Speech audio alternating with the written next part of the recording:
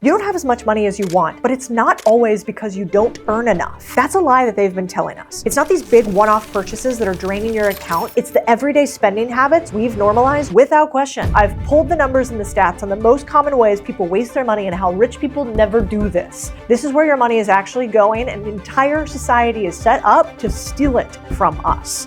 Let's get into it. First one I want to talk about is there is a giant, huge cost to being fat, which sucks and is inappropriate to say on the internet. But the one thing that we've got to stop pretending is that fast food and bad for you food is cheap. It is actually the most overpriced, undernutritious scam Americans ever fell for in history. People think they're saving money by grabbing a $6, $12 combo meal. Your kids will love McDonald's Happy Meal. But you gotta wake up. You're actually paying restaurant prices for ingredients that legally don't even have to qualify as food. 85% of fast food menus, ultra-processed industrial sludge. Oils that could also power an automobile or be used to embalm somebody. And it's actually getting worse, and it's stealing your money in ways you don't realize. Fast food prices are rising faster than actual grocery prices. Customers making $45,000 a year and less are ditching their Mickey D's and buying groceries instead. So you're not actually buying convenience, you're buying inflation with extra salt. There are 3 fast food meals a week most Americans eat. And if that's you, you just spent $1,500 to $2,300 a year on food that is actually probably going to make it harder for you to make more money. Let me tell you why, and this is not judgment. We just need to be honest here about the math. It's not just health problems, medications, missed work, lower energy, blah, blah, blah. It is that fast food pretends to be cheap, and between the premium pricing and the addiction, if you want to save money, you also need to think about how you look. The data says that if you wear makeup and are fitter, you earn somewhere between 15 to 30% more than somebody who wears no makeup or is less fit. And this is across men and women. Number 2, weddings. You're out of your mind if you spend one more penny than $5,000, unless you make $1 million plus a year. I got married in a parking lot when I was worth 8 figures plus. I bought a $150 dress off of Anthropologie. I bought my roses at the grocery store. The modern wedding isn't a celebration. This is financial cosplay, you guys. We've normalized this absurd idea that the best day of your life should cost the same as a Tesla. You want it, sure, but maybe you want it because everybody else expects it. The average wedding in the US is $30,000 to $50,000. Now we think that's normal, so they've turned your love into a luxury product, and here's the part nobody wants to admit. Most of what you're paying for is pure performance. A 6-hour Instagram shoot disguised as a party. The cool part is, a bunch of young people are waking up. Gen Z is like, nah, I'm out. Cap? I don't know. But they are doing less big number weddings than ever. All over the country, we're seeing an increase. Anywhere from a third or more are considering $5,000 elopements, backyard ceremonies, thrifted rings, eBay dresses. The founder of Spanx, she's a billionaire. She gives away her wedding dress to people to reuse, and they use the dress again and again. These vendors, adjusted for inflation, double what they would charge somebody who wasn't in a wedding, because we're emotionally overwhelmed once we go to get married. We're like in la la land, we're in love. All of a sudden you're like spending like $25 on place cards. Yeah, do you want, the $15 thread count, or do you want the what? There's a thread count on like paper? Who the knew that? There's actual data that shows us that the cheaper the wedding, the longer the marriage. So I know you're seeing all the billionaires have these crazy weddings, and that's sick and good for them and great pictures, but that's because they don't actually care about the price. A luxury price tag to them is like going to Costco for us. Welcome to Costco. I love you. This is your permission from me. You don't need a ballroom. You don't need a $12,000 flower arch. You need one thing: a marriage that lasts longer than your credit card payments paying it off. I know, shocking. Send this to your husband or wife, by the way, and say it's Codie's fault that we are going to have a cheaper wedding. And by the way, use the down payment to buy a house so that you actually have a non-depreciating asset. Next. Anybody who buys a Lamborghini is more likely to steal your money than make you money. This is a hill I will die on. Brand new fancy cars is the most socially accepted way to set your money on fire. People don't buy new cars because they need them. They buy new cars because they want strangers at stoplights to think they're successful. Nice car. A new car loses 40% of its value in 3 years. 40%. You could literally throw dollar bills out the window, lose money slower than that. And according to the AAA, the average cost of owning a car in 2025 is $11,577 a year. And the biggest chunk of that isn't fuel, insurance, or maintenance, it's depreciation. So it's like you pay for the privilege to watch your car lose value faster than your enthusiasm for it. So here's the irony. Leasing is not the solution either. Leasing is just renting a car long-term with a smile slapped on the paperwork. Dealers are going to pitch it to you like you're getting more car for less money. For the love of all that's holy, please don't trust them. Transmission shot, bumpers have fallen off. What do I do with her? I sell her. You will realize you spent 3 years making payments and you walk away with nothing. This is going to piss so many people off. In fact, today I was just walking around Grinch Codie on the internet, yelling at people when they have happy moments. What's the matter with you? You some kind of wild animal? Somebody who I really like on the internet, I won't say who, she bought a pink G-Wagon. I couldn't help it. Usually I don't, but I just said, no, don't buy another depreciating asset. Then they started to go, well, section 179 of the US tax code. Bitch, I know. You don't think I know the tax code? You're at the highest tax bracket if you can afford that car, which means you're taxed at 37%, which means all you can sign off is up to the 37% tax bracket. So yeah, brilliant fucking strategy. You spent $100,000 to make 37. What the? Anyway, I nicely smiley faced it and opted out of that conversation. No, you could buy these fancy G-Wagons. You could get 100% tax deduction. Yeah, until Uncle Sam comes knocking. Your corporate work truck is a pink G-Wagon? The f are you talking about? You have to prove that the car is actually used for work. I don't know about you, but I don't want to fight with the government, even if I don't like them. Simultaneously, used cars are out here like, hey, I've already depreciated. You know, a nice little well-maintained used car, hold on to it for years. Suddenly you're the weirdo with extra cash and no car payment. You could call it vintage. My husband and I, he's had one of his trucks 100,000 miles. When we were done with that truck, you know what we did with it? We gave it to my dad. Now he drives it. That's what Latinos do. We keep the cars until they turn into beaters. Be an adult. If you're not already wealthy, buying a brand new car is a flex you cannot afford, period. College degrees. College is the most expensive lottery ticket in America, and we all know the lottery tickets make you no money, so what the f are we doing except asking for a participation ribbon? Tuition, fees, living expenses, and 4 years of not earning real money is actually around $180,000. You could actually buy a house. You could start a business. You could invest and retire early, but sure, spend it on group projects, textbooks, and like networking? What? Maybe if you're in engineering or computer science, that's a solid ROI. If you're in medicine, sure. If you're an attorney, sure. I swear to God, you guys, if you go into a dance college degree, come on. I'll have a teacher who hasn't done it in 20 years teach me instead of learning it on YouTube. Pew found that only 22% of people think a degree is worth it if you need loans to get it. For a lot of grads, the only thing college guarantees is debt and disappointment. And you know, I have one from Georgetown, but guess what? My company paid for it. So if your company pays for it, have at it. Go have a boondoggle. You don't get paid for having a diploma. You get paid for having skills, trades, apprenticeships, boot camps, real world experience. This costs less, takes less time, and actually doesn't require donating a decade of your life to paying interest to some bank. The whole college equals success mindset is dead. Like, skip the $180,000 degree, buy my $20 book on Amazon about how to buy a business. Go to our Main Street Millionaire Live, which costs nothing to attend. 3 days of business buying, deal finding, operator level frameworks taught by people who have actually done it. You walk out with the tools you need immediately. Not a diploma you have to defend at Thanksgiving. Sadly, boomers sold that dream because college used to cost the price of a lawnmower and a handshake. College works sometimes, for some people, but you do realize you're just paying a six-figure cover charge to enter the real world no better off than when you arrived. Designer and luxury clothing. Most luxury fashion isn't a status symbol. It's financial self-harm disguised as treat yourself.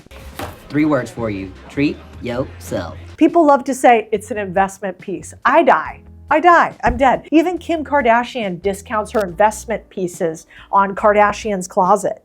If your investment is made of leather, canvas, or fabric, you got scammed with better lighting.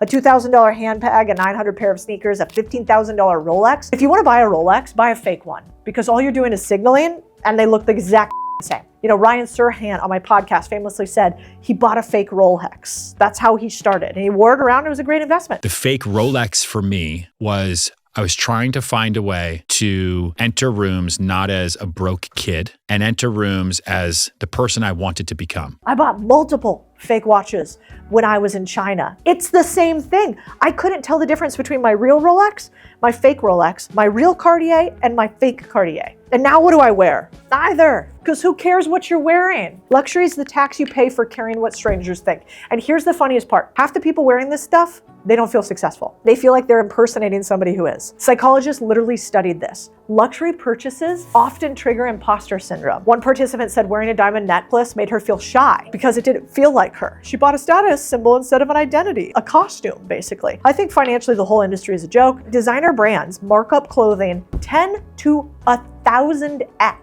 Your $1,500 designer hoodie costs about 60 bucks to make. The real flex now isn't wearing luxury. It's refusing to get ripped off by it. The secondhand clothing market has exploded. $56 billion. Coolest people in the room are wearing vintage finds that cost less than lunch, not maxing out a credit card for a logo. Let me tell you, your girl, Codie, she is not buying full price designer bags ever once in her entire life. I've had it gifted to me and I'm kind of pissed. I'm like, nah, just give me the cash. I'll buy another laundromat. Designer clothing doesn't make you look rich. It just makes you look like someone who overpays for validation. Smart money isn't on your wrist, it's in your bank account. And the only reason this industry still exists is because people on the come up of wealth are sitting there flexing on top of the G-Wagon. You know, they got the bracelets on, they got the Rolex. They're trying to sell you something. The people who actually make all the money, they don't signal. Okay, this one's smaller, but it's kind of fun. This is an easy one for you. Streaming channels. The crazy part about streaming is it was like supposed to save you money, right? Like if you're older like me, you had cable back in the day, which meant that you had all these combo things. It's like, do you want the 2X sports plus the 5X cartoons on Saturday package? It's impossible to get rid of. So you got rid of cable, but now it happens. Here's the scam of the century. Streaming was marked as freedom, but they quietly rebuilt the exact same overpriced Frankenstein you tried to escape from cable. The average person now pays $73 a month for streaming alone. 1 in 4 Americans are dropped in $100 to watch half of one season of something they forgot to finish. Streaming is no longer cheaper than cable. It is cable, just like chopped up into pieces and sold back to you. And like, by the way, when did they all start putting ads on? Like, I pay for streaming and you give me ads? You open your email and all of a sudden you like somehow see a fee for a platform and you're like, oh wow, I still subscribe to Stars? And you don't subscribe, you're like being held hostage by auto renew. If you can't list every subscription you have without checking your email, you're not subscribed. You're financially bleeding out. So ask yourself, which apps do you actually watch every month? Which ones are you keeping because you're going to get around to that show someday? Because that someday is costing you thousands literally while your bank balance slowly evaporates in the background. And here's a pro move most people overlook. Protect what you own. You can build cash flowing businesses, stack leverage, and reinvent your life. But one accident, lawsuit, or didn't see that coming moment gets wiped out. Next Insurance makes it simple for small business owners to protect what they're building. It's fast, affordable, and tailored for owners like you. From contractors to small shops, it keeps your business safe so you can focus on growth. You hop online, answer a few quick questions, and you're covered. You even get an instant certificate of insurance so you can win bigger jobs without waiting on paperwork. The smartest owners don't just grind, they protect what they've worked so hard on. Thanks to Next Insurance for sponsoring this video. Move fast and break things hits different when you actually own the thing you broke. So protect your business here. I'm actually breaking the rules on this one, and I'll say your daily coffee is something you're not wasting your money on. Go meet somebody and make money. Because here's the uncomfortable truth. You won't become wealthy by optimizing the cheapest part of your day. You become wealthy by optimizing the highest leverage parts of your life. And some of the best opportunities in the world start with, wanna grab a coffee? Could I buy you a cup of coffee? Yeah, okay. Partnerships, jobs, mentorships, investors, clients, ideas that turn into businesses and friendships. Won't you spend $6 to sit across from someone who could 100x your potential? Let's not be frugal. Let's not penny pinch and disguise it as productivity. The entire specialty coffee industry could double prices tomorrow, and if you do it right, it's still probably worth it. So stop obsessing over the cost of caffeine and start obsessing over the cost of missed opportunities. Your latte, not the problem. Your lack of leverage is. This one's kind of niche, so important. Please tune in, especially if you don't understand it. Startup equity. Startup equity is fake for 90% of companies. They're keeping you poor by making you think their paper money is real. Every startup sells the same fantasy. You're not just an employee, you're an owner. Maybe if this one company actually survives. People love to brag. I own 1% of a future billion-dollar company. Bro, after dilution, that 1% is going to be worth the same as that fancy hoodie you bought. Let's talk numbers. 70% of funded startups never make it to their next round. Only 4% ever exit successfully. And those exits, the investors get paid first, twice, and in full before employees see a dime. That 1% you think is life-changing, more like 0.1% of whatever scraps are left after the preferred shares finish feasting.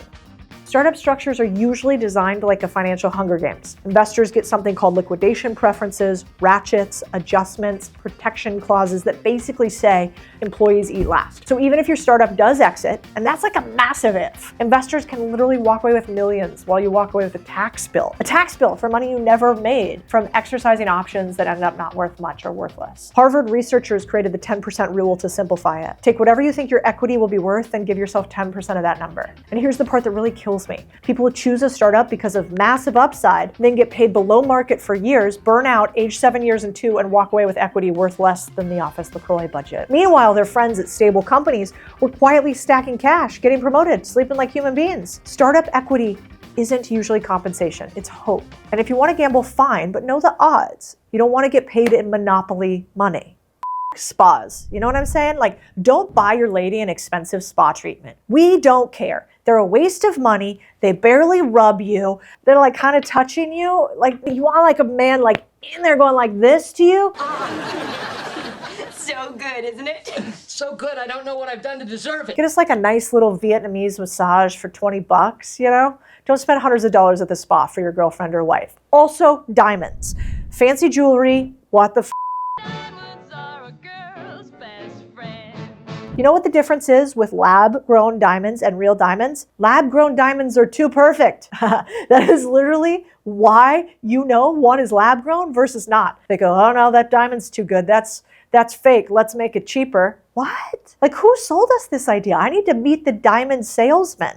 So tell your wife or girlfriend or whatever that you got her something nice and make it lab grown. Also, I don't know, ladies, hand off in the comments, but you guys ever actually checked if your diamonds are real or not? It's a fake. I think you just go for the fake ones. All right, alcohol. I want to talk about this one. I'm cool with it. Also, I know this is controversial. I love me a glass of wine. If there's a mezcal on site, I'm drinking it. But there's one caveat. We should say no to shots. I think a shot costs you about an hour a day. So every time you do a shot, take your hourly wage, and the cost of the shot is not whatever the shot costs. It's the shot cost plus like $150 plus, because it's gonna take an hour of your life tomorrow. Your $6 latte isn't going to make you broke. It's the $60,000 car, the overpriced degree, and the chasing status instead of stacking assets. Getting rich isn't about cutting the small stuff. It's about avoiding the big traps. You do not budget your way to wealth. You earn your way there, but you stop having everybody else tell you what you should buy based on society. How you really make a ton of money is you learn to earn more, and you learn to push back on a bunch of fucking nonsense that other people tell you is necessary in order for you to look cool. That's what Owner Nation is, where you guys are. That's how we help people at Contrarian Academy buy businesses, because we know the real money is in the equity. The real cash flow is in getting ownership. And if you want to become an owner with us, I got you. I'll even buy you a latte. Thank you for letting me rant at you. I just want you guys to make more money, and I don't want you to lose it and use it in stupid ways.